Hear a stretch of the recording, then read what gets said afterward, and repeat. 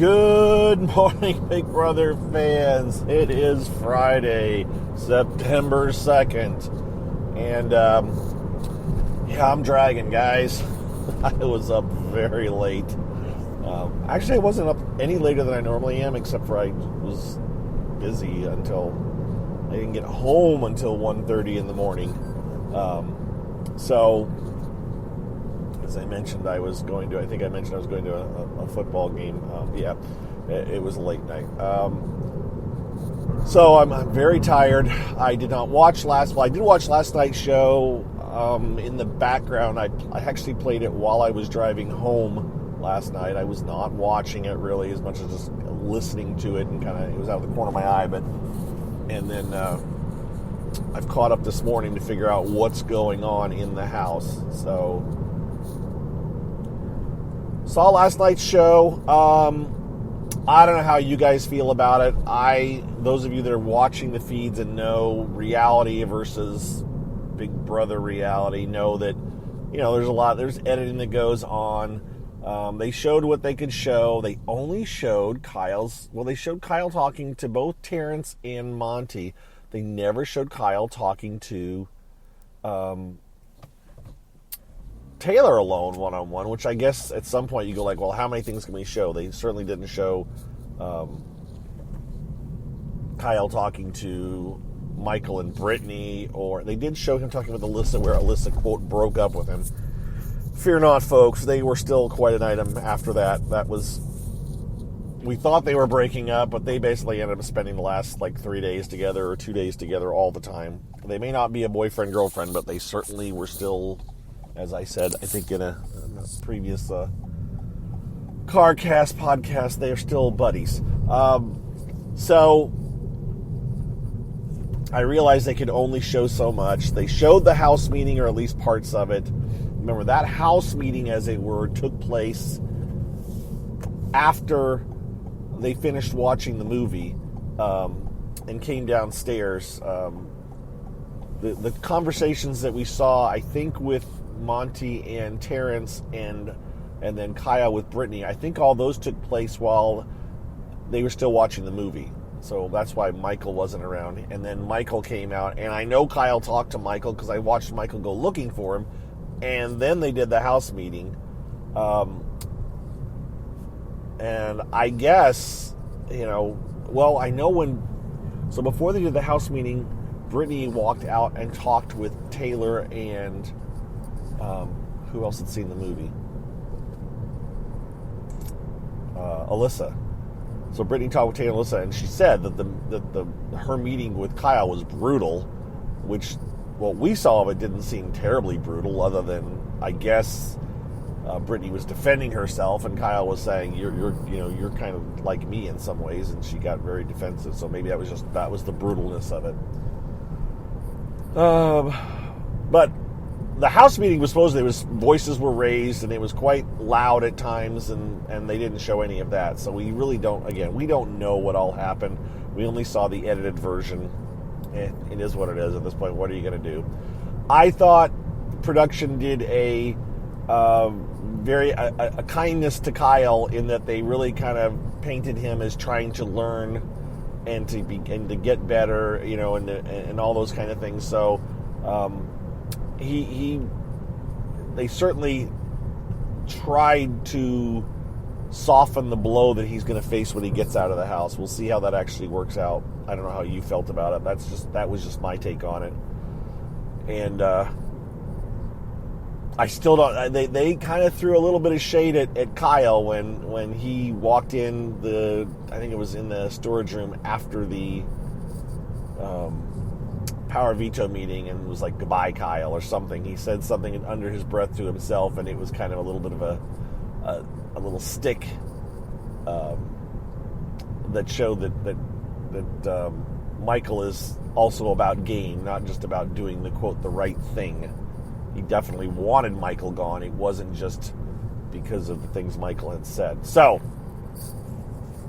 show ended with this puzzle thing, having to put together a puzzle. Of course, they cut the show off. They could have done something that was quicker. They actually had enough time to show they had a household. I know someone tweeted at me and said, they're going to show the head of household tonight, and I thought, yeah, they're going to start it, but they're not going to finish it. That is the new normal for Big Brother now. They have gone full on board with, we will tease you at the beginning of the head of household competition, but we will not let you see who won it unless we do a knockout kind of a thing. Now, we may get to see 1 or 2 or 3 head of households each season, but we're not going to get to see everyone like we used to, or with the rare exception of the endurance ones that we usually got to see on the feeds after.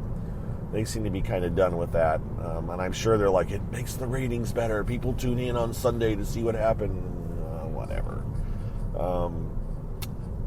Michael won head of household, so that's what are you going to do? He's head of household again, and I'm not rooting. I am kind of rooting against Michael at this point. I don't want to see him dominate like this, and he is dominating. So yeah, Michael's head of household, and sounds like he's probably going to nominate Terrence and Alyssa. He's it appears that he's going to stick with the lines of, I'm staying loyal to the original Leftovers alliance, so I'm going to nominate Terrence and Alyssa. I think Terrence is his target, only because Terrence has proven to be a slightly better competitor to Alyssa. By the way, something that I have not addressed on here, that I have seen several comments have been made about. Apparently, during the backyard power veto competition that Terrence won, where they had to stack the containers, they were light foam containers, food containers, the backyard was a little bit windy, and Terrence had the least windy part of the yard, and that seems to be the sentiment as to why he managed to win the power veto, because he wasn't having to deal with the same amount of wind. Now, I'm going to guess it was a random draw on who got to stand where, so it's not that there was any favoritism showed toward Terrence, but it sounds like the attitude is, well, Terrence got lucky on his power veto win. Why is that? Really, person? Yeah, I'm getting at the end of my drive, and someone just pulled out in front of myself and another car when there's nobody behind me. Oh, those of you that drive, you understand my pain. So Michael will make his nominations today. I don't know who his backup nomination would be if either Alyssa or Terrence come down, although I understand, for now, it seems like either Terrence or Alyssa will go home on Thursday or go get evicted. Now, they also said, Julie said, Thursday is a double eviction. The house guests will start eventually to talk about that as a possibility. That may be their shot. That may be the rest of the houses, and they'll talk about it, I'm sure, opportunity to take a shot at Michael. But he will be allowed to play in the power veto now, because everybody will be eligible to play in the power veto from going forward. They are at 7 right now. They will be at 6. So 6 people play in the power veto. He will be able to play in the power veto. So there will be no backdooring, okay? That is no longer, after this week, the term backdoor is not a workable term, because if you get the opportunity to play for the power of the veto, you haven't been backdoored. For those of us that are sticklers to the, to the word usage or whatever. What else? Anything? Honestly, I don't know. We're getting to the end now. We're getting to the end game, and I think I said who I thought my 4 possible winners, if I had to pick, would be. This person doesn't know how to do a roundabout. They went in. Boy, dude, you do not know how to do a roundabout. What are you doing? Oh my gosh. All right. Sorry. I am so sorry. All right. We're going to stop right now, because this gentleman weaved in and out of a roundabout, almost got in an accident, and now he's sitting in front of me. I'm wrapping this up now, guys. I am very tired. It was a very long evening, and there isn't a whole lot to talk about. I think I managed to stretch this puppy out. Yeah, not quite 10 minutes. We're getting back to the normal 10-minute morning updates as opposed to the 18 or 20-minute updates, which is going to be how it's going to finish out probably, until I start talking about non-Big Brother things, which Those of you that have been a long time know that sooner or later I will go off on a non-Big Brother tangent. Apologies in advance. But thank you for listening, guys. I probably will do at least one or two of these this weekend. I will be out driving, and that's always an opportunity for me to fire up the podcasting software and record my thoughts as I drive somewhere. So we'll see. But I hope you have a good weekend. If you don't hear from me, I hope you have a good Friday. And I will talk to you guys on Twitter and or on Twitch or Twitter Live, one of those things. All right?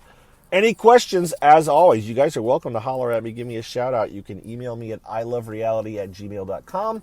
You can DM me or just tweet at me on Twitter. It is still funny. My DMs are still open, and it is still kind of funny that occasionally I get DMs from people asking me really simple questions, and sometimes I answer them, and sometimes I just go like, it's there. The answer's there. I'm not going to tell you what my thoughts are on who won something when it's right there in my timeline. Yeah, there we go. Stretched it out. Did I make it to 11 minutes? I did. There we go. Done talking, folks. Have a good evening, good day, whatever time it is, wherever you're at. And I will talk to you guys probably sometime this weekend. All right? Bye-bye.